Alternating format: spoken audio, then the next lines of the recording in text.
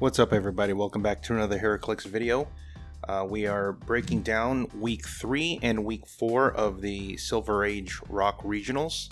I'm combining week 3 and 4 because the fourth week was ROC Cup, so there's only one big event, so we're just going to look at all of them together. So there were 5 events, including the Silver Age National Championship. There was, of course, on May 8th was Lucky Dice, Huntsville, Alabama, and then there was Isle of Games in Tucson, Arizona, and then Comic Cult in Torrance, California, House Rules Gaming in Kissimmee, Florida, and Smash Rat Games in Longmont, Colorado. So quite it's a lot of the same again. So of course it might seem like we're seeing the same things, but there's some movement, there's some metagame calls here and there.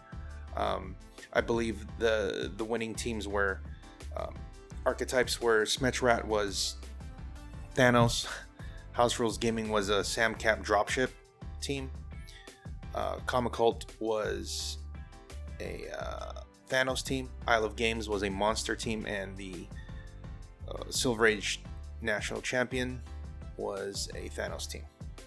So just going over the quickly the slides here. We have the top 3 teams are basically the same that we've all grown to loathe or love, however you want to say it. But there were 16 copies of Groot in all the top 8 lists. That's still number 1. And the second one is Thanos, and you can see he moved up from the last time. Thanos really is like the piece to really tech against or prepare for. And then the third most played are tied between the 3 figures: Molecule Man, Sky Tyrant, and Venom Magneto.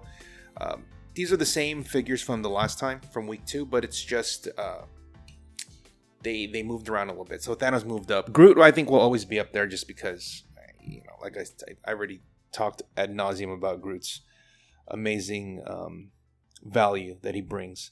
So we're just not going to go into that. But I do think Thanos will be still a staple all the way until there is a clear-cut answer.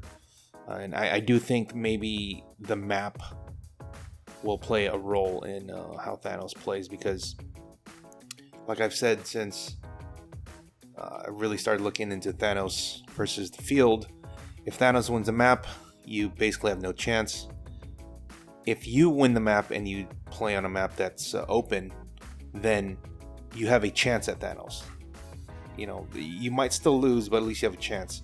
Whereas if Thanos just wins the map, you just can't win, provided you're not playing Thanos yourself. The top played ID cards, a little bit different here. Captain Marvel moved up to number 1. Superman, surprisingly, is number 2, and Flash is also tied at number 2. So those are the top 3. I didn't put the one below that because the next one's like 3 or 4 copies. So, but these are all of them double digits. Obviously, the Captain Marvel is there for mostly for the Thanos teams and the like. And Superman, Superman and Flash are probably going to be the most played on regular teams, because Superman is at 10 points for calling that robot Superman. It's just too good for 10 points for what it does, and granting invincible is no joke either. And of course Flash at 30 points, given that +3 move and also Flash being able to attack is just you can't find anything better, I don't think, right now, and until we come out with more figures. But going down to the objects, the top 3 are Alchemical Fire, Emotional Modifier, and Power Gem. Of course, Power Gem and Alchemical Fire are always going to be around because, again, Alchemical Fire Thanos.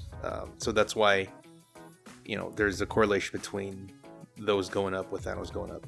And Emotional Modifier actually is something that popped up more and more because it's meant to combat Thanos's mind control.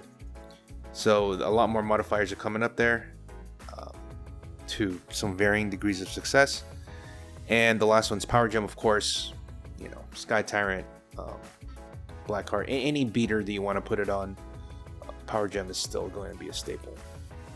Okay, and then going over the team archetypes, of course, the number one is Cosmic Theme, which of course is a Thanos. Of course, not all of the Cosmic teams are Thanos, but almost all the Thanos teams are Cosmic.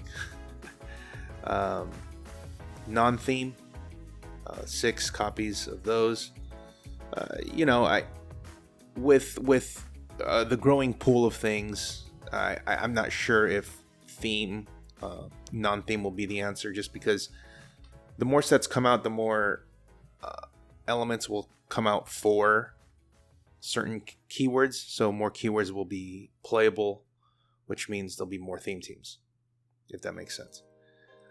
Monster, of course, is the third one at 5, and then surprisingly X-Men. X-Men, you know, they kind of stick around, but you really don't see them do that much damage. They're just they're always in there, right? Same with Mystical and their Spider family, and then of course all these outliers here, kind of outliers, but just with small sample size. Deity, Animal, Latveria, Armor, Secret Six, Justice League, and Codex. Interesting to note that Codex team can double as a monster theme. I think he just chose to go Codex because I believe all the Codex figures are pieces are monster as well.